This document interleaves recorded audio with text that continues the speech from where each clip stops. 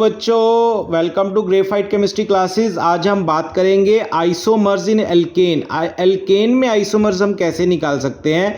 तो बच्चों अगर हमने एल्केन्स में नंबर ऑफ आइसोमर्स निकालने हो तो उसका मैं आपको फॉर्मूला यहाँ पे दे रहा हूँ।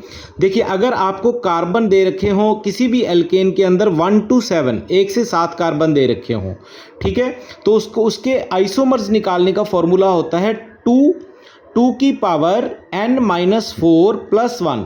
तो सबसे पहले यहाँ पे ये जो स्मॉल n है इसका मतलब क्या है। स्मॉल n का मतलब होता है बच्चों नंबर ऑफ कार्बन। जैसे जो आपको कोई एल्केन दे रखा है, जैसे मान लीजिए आपको यहाँ पे दे रखा है C5H12 दे रखा है, ठीक है।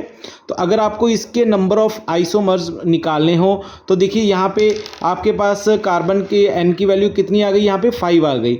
तो C5H12 के लिए जो आइसोमर्स हैं वो कितने होंगे बच्चों, यहाँ पे आप यहाँ पे 5 पुट कर दोगे तो 5 - 4 कितना आ जाएगा, 1 आ जाएगा। 2 की पावर 1 2 हो गया +1, तो मतलब यहाँ पे 3 इसके जो हैं वो आइसोमर्स आएंगे C5H12 के। समझ आ गई बात। तो इस तरह से आपको अगर 1 to 7 दे रखे हों कार्बन तो उसका फॉर्मूला ये लगता है, ठीक है।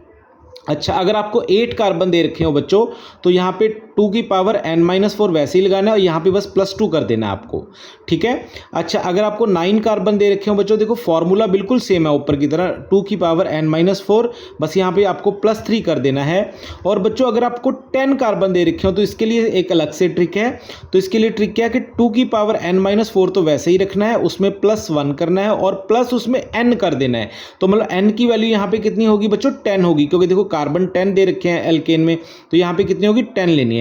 तो यहाँ पे n की वैल्यू पुट कर देनी है, ठीक है। आई होप कि आपको सबको समझ आ गया होगा। अच्छा यहाँ पे एक चीज़ का और ध्यान रखना है इस केस में 1 to 7 वाले में, यहाँ पे जनरली जो n की वैल्यू होती है वो 5 से ही स्टार्ट होती है, क्योंकि अगर यहाँ पे 5 से कम हो गया नंबर तो यहाँ पे तो दिक्कत आ जाएगी। तो इसलिए यहाँ पे जनरली 5 से ही स्टार्ट होता है। तो बच्चों ये है ट्रिक नंबर ऑफ आइसोमर्स निकालने के लिए एल्केन के केस में। आई होप कि आपको समझ आ गया होगा। Thank you very much.